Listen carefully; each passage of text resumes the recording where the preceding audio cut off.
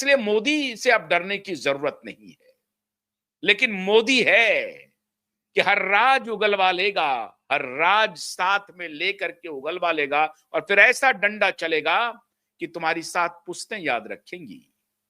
वही कुछ होने जा रहा है मित्रों, बड़ा खेल। अब याद कीजिए कि जब 2020 में सुशांत की हत्या के बाद, दिशा की हत्या के बाद एक एजेंसी बड़ा प्रकाश में आई थी, और वो इसलिए प्रकाश में आई थी कि समीर बानखेड़े का डंडा चला था। समीर बानखेड़े ने बहुत जबरदस्त हिट कार्रवाई की थी जब एक लड़की को उठाया था। उस लड़की का नाम है रिया चक्रवर्ती, जो अभी मीडिया की भी ब्लू आइड गर्ल है। तो वो रिया चक्रवर्ती को जब समीर बानखेड़े ने उठाया और जब उनके चैट डिटेल सामने आए, तो जया शाह का भी नाम आया और श्रुति मोदी का भी नाम आया, और फिर एक एजेंसी का नाम आता है जिस एजेंसी की होल्डिंग कर रही थी भाईजान की एक कंपनी। भाईजान डायरेक्टली इन्वॉल्व नहीं थे, लेकिन भाईजान की कंपनी हैंड होल्डिंग किए हुई थी एक कंपनी की जिसका नाम था क्वान। अब वो कलेक्टिव आर्टिस्ट करके एक एजेंसी बन गई है। अब उस क्वान का नाम बदल गया है। आज मैं आपको वो बता रहा हूं जो कि कलेक्टिव आर्टिस्ट नेटवर्क है। अब क्वान बदल करके कलेक्टिव आर्टिस्ट नेटवर्क हो गया।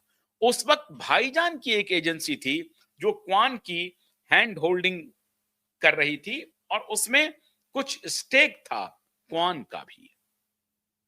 लेकिन अब माजरा थोड़ा और आगे बढ़ता है।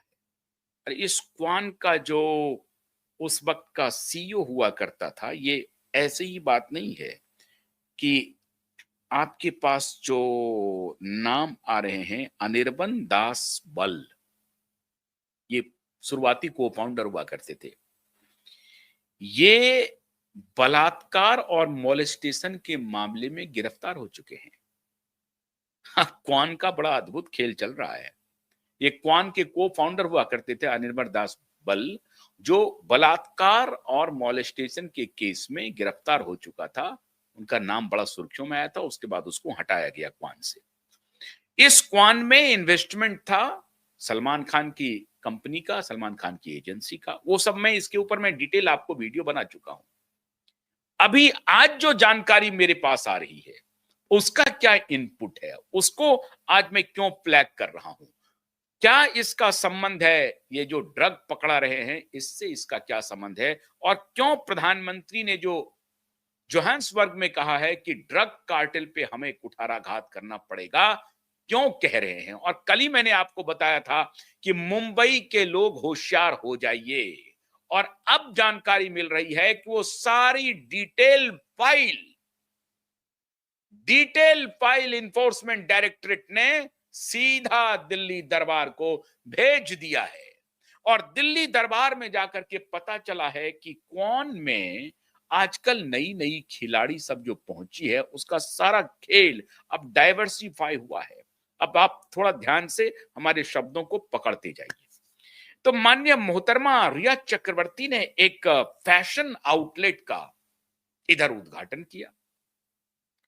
ये जो क्वान एजेंसी है, ये क्वान पहले जो जो कलेक्टिव आर्टिस्ट नेटवर्क है, CAN, ये CAN क्या करती है? ये हाई वैल्यू फैशन ब्रांड में इन्वेस्ट करती है, सोशल मीडिया इन्फ्लुएंसर में इन्वेस्ट करती है, टेक इनेबल्ड कंपनी में इन्वेस्ट करती है, और नए नए टैलेंट, म्यूजिशियन, डायरेक्टर, राइटिस्ट, इन सबको प्रमोट करने के लिए, इनको अपने साथ इंडोर्स करने के लिए, अपने साथ एसोसिएट करके, और इनको जब ये लॉन्च करते हैं फिर उससे जो कमाई होती है उसका कमीशन का पैसा इस क्वान को जाता है, जो अब क्रिएटिव आर्टिस्ट नेटवर्क हो गया है। तो पहले तो भाईजान लोग मिलकर के इस क्वान को चला रहे थे। जो को फाउंडर थे वो खुद बलात्कार और मोलेस्टेशन के आरोप में जेल की हवा खा चुके हैं, या उनका नाम बहुत आया था। अब जो नाम आ रहा है 2024 में, ये घड़ी 2020 से अब सीधे आ जाइए 2024 में, और क्यों रिया चक्रवर्ती एक कंप्लीट, जिसके बारे में हम लोग लगातार कह रहे हैं कि वो ड्रग पेडलर है।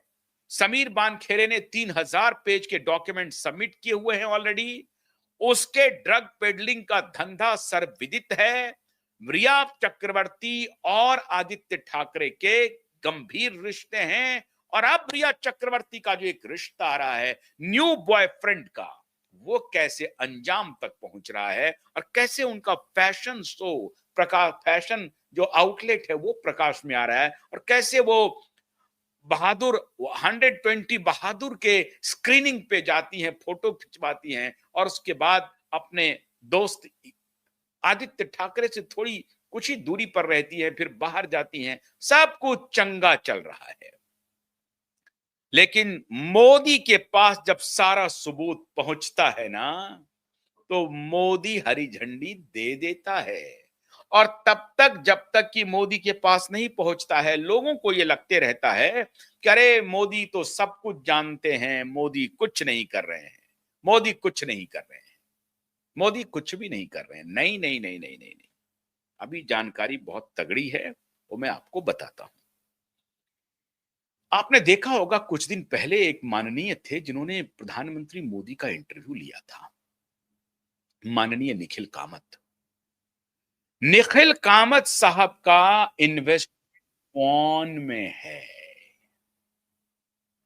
कौन कमीशन का काम करती है, टैलेंट हंट, ये सब तो हमने बता दिया आपको कि कैसे इनका काम है।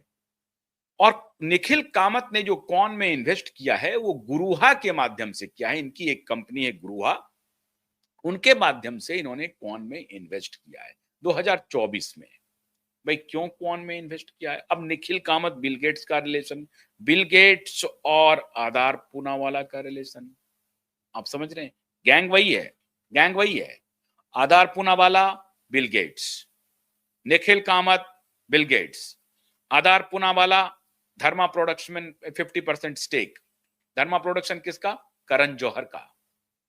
Adar Poonawalla Dharma production 50% stake. निखिल कामत कौन जो क्रिएटिव कलेक्टिव टैलेंट नेटवर्क है उसमें इन्वेस्टमेंट 2024 में। और 2024 में ही इन्वेस्टमेंट होता है आधार पूनावाला का भी। 2023-24 मतलब 23 के अंत में 24 के शुरुआती दिनों में ही 2024 में ही आधार पूनावाला का भी इन्वेस्टमेंट होता है धर्मा प्रोडक्शन में। और कौन में जाकर के इन्वेस्टमेंट हो जाता है जो क्रिएटिव आर्टिस्ट नेटवर्क बन गया, अब उसमें इन्वेस्टमेंट हो जाता है माननीय निखिल जी कामत का। निखिल जी कामत के ऊपर भी बहुत सारे आरोप लगे हुए हैं, आप सबको मालूम है, पब्लिक डोमेन में है। अब ये कौन का जो खेला है ये क्यों उस वक्त प्रकाश में आया था? कहा जा रहा है कि कौन को जो इनके फादर ने आरोप लगाया था, सुशांत के पिता ने, कि 15 करोड़ रुपए उस वक्त निकले थे इनके अकाउंट से और उसमें से 10 करोड़ रुपए क्वान को गया था। ये 10 करोड़ रुपए जो सुशांत के तरफ से क्वान को गया था, इसका मतलब ये हुआ कि उस वक्त